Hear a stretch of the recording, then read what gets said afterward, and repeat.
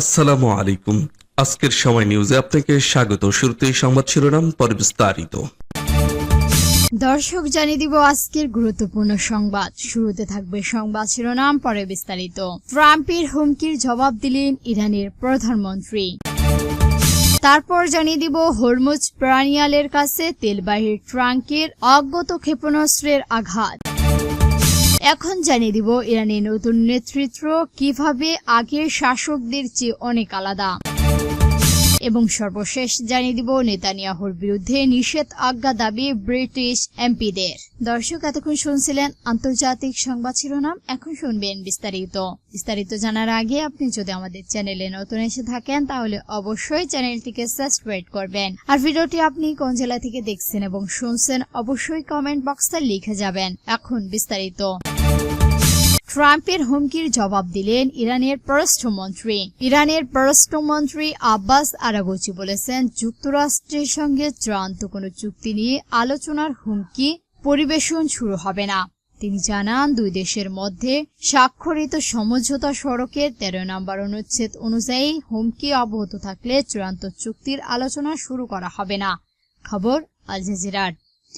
মঙ্গলবার সামাজিক যোগাযোগ মাধ্যমের এক্সে সাবেক টুইটারে একটি পোস্টে আরাগচি বলেন, লাখো গর্বিত ইরানি শহীদ সর্বোচ্চ নেতা আয়াতুল্লাহ খামেনি তার জানাজারে অংশ নিচ্ছেন। তারা কিংবা আমাদের সাহসী সশস্ত্র বাহিনী কোনো হুমকিতে ভীত নয়। একই সঙ্গে তিনি যুক্তরাষ্ট্রের উদ্দেশ্য করে বলেন, নিজেদের স্বাক্ষরের প্রতি সম্মান দেখান। আরাগচি এই মন্তব্যে আসেন মার্কিন প্রেসিডেন্ট ডোনাল্ড ট্রাম্প সম্পর্কিত বক্তব্যের পর হোয়াইট হাউসের ওভাল অফিস সাংবাদিকদের সঙ্গে আলাপকালে ট্রাম্প বলেন, আমরা হয় ইরানের সঙ্গে একটি চুক্তিতে পৌঁছাবো, নয়তো শেষ পর্যন্ত যুদ্ধ করব।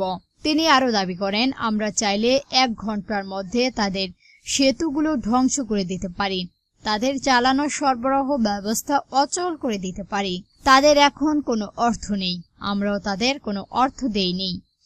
দুই দেশের পাল্টাপাল্টি এই বক্তব্যে ওয়াশিংটন তেহরানের সম্পর্ক এবং সম্ভাব্য কূটনৈতিক আলোচনা ভবিষ্যৎ নিয়ে নতুন করে অনিশ্চয়তা তৈরি হয়েছে। হরমুজ পেরিনিয়ালের কাছে তেলবাহী ট্যাঙ্কার অজ্ঞাত ক্ষেপণাস্ত্রের আঘাত।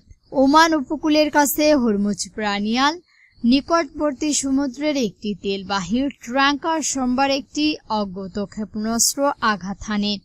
এতে জাহাজটিতে আগুন লেগে যায়। ব্রিটিশ সমুদ্র নিরাপত্তা সংস্থান ওএমটিকে দেওয়ার এই তথ্যে জানান। ঘটনাটি বিশ্বের সবচেয়ে গুরুত্বপূর্ণ জ্বালানি পরিবহন নৌপথগুলোর একটি ঘটেছে। যুক্তরাষ্ট্র ও ইরানের মধ্যে যুদ্ধবিরতি কার্যকর থাকা এবং স্থায়ী শান্তি চুক্তির প্রচেষ্টা চলমান থাকা সত্ত্বেও এই ঘটনা ঘটল। যুক্তরাষ্ট্র মেরিটাইম ট্যাক্স অপারেশনের ইউকেএম মার্টিল জানান, ঘটনাটি ওমানের লিমাহ থেকে আটক নেটিক্যাল মাইল পর্যন্ত পূর্বে ঘটে। এক্সে দেওয়ার একটি পোস্টে সংস্থানটি জানান, দক্ষিণমুখী একটি ট্রাঙ্কের বাম পাশে একটি অজ্ঞাত প্রক্ষেপণাস্ত্র আঘাত হানে। এতে জাহাজটি আগুন লাগে। সংস্থানটি জানান, এই ঘটনায় কোনো হতাহত বা পরিবেশগত ক্ষয়ক্ষতির খবর পাওয়া যায়নি। ইউএমটিকে আরও জানান, জাহাজগুলোকে সতর্কতার সাথে চলাচল করতে এবং যে কোনো সন্দেহভাজন তৎপরতা তথ্য ইউক্রেনকে জানাতে পরামর্শ দেওয়া হচ্ছে। একই সাথে তারা জানান, কর্তৃপক্ষ ঘটনাটি তদন্ত করছেন। মধ্যপ্রাচ্যের যুদ্ধ চলাকালে হরমুজ পেরিনিয়াল উত্তেজনা কেন্দ্রবিন্দুতে পরিণত হয়। সেই সময় ইরান নৌপথ অবরোধ করেন, কয়েকটি বাণিজ্যিক জাহাজও হামলার শিকার হয়। এতে বিশ্ববাজারে জ্বালানির দাম হঠাৎ বেড়ে যায়। বাণিজ্যিক জাহাজের হামলার জন্য তেহরানকে দায়ী করে যুক্তরাষ্ট্র পাল্টা নৌ অবরোধ আরোপ করেন। পরে তারা ইরানের উপর প্রতিশোধমূলক হামলা চালায়। গত মাসের সংঘাতে অবসানে এবং এই কৌশলগত নৌপথ পুনরায় চালুর লক্ষ্যে ওয়াশিংটন ও তেহরানের একটি সমঝোতা সড়কের স্বাক্ষর করার পর সমুদ্রপথ চলাচল আবার শুরু হয়। তবে ইরান জানায়, যুদ্ধ পূর্ব পরিস্থিতিতে আর ফেরা হবে না। তখন জাহাজগুলো অবাধে হরমুজ পেরিনিয়াল দিয়ে চলাচল করতে পারত। ইরানের নতুন নেতৃত্ব কিভাবে আবেগ শাসকদের চেয়ে অনেক আলাদা। গত মাসে ভাইস প্রেসিডেন্ট নসফোজের সময় যুক্তরাষ্ট্রের প্রেসিডেন্ট ডোনাল্ড ট্রাম্প যখন ইরানের সাথে একটি যুদ্ধবিরতি চুক্তি সই করেন তখন অনেকের মধ্যেই এই ধরনের বিদ্রোপাত দিক দেখা দিয়েছিল। তার অধিপত্র ফাঁসিয়াল প্রেসিডেন্ট এনাদুল ম্যাক্রো হয়তো নিশ্চিত হতে চেয়েছিল যাতে ট্রাম্পের মতো পরিবর্তনের আগেই সমঝোতা সড়কে সই হয়ে যায়, এবং সম্ভবত তিনি ভেবেছিলেন যে স্বর্ণলঙ্কার হয় মিরজ তার মার্কিন অতিথি পছন্দ হবে।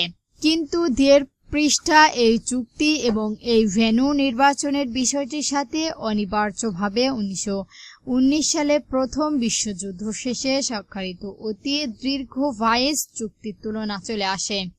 1919 সালে সেই চুক্তি ইউরোপের নতুন রূপ দিয়েছিল, কিন্তু ওই চুক্তিকে যে বিপুল ক্ষতিপূরণ দিতে হয়েছিল জার্মানিকে, তাতে দেশটিকে ব্যাপক ভোগ ও তিক্ততার জন্ম দেয় এবং মাত্র 20 বছর পর আরেকটি বৈশ্বিক সংঘাতের পথ তৈরি করে।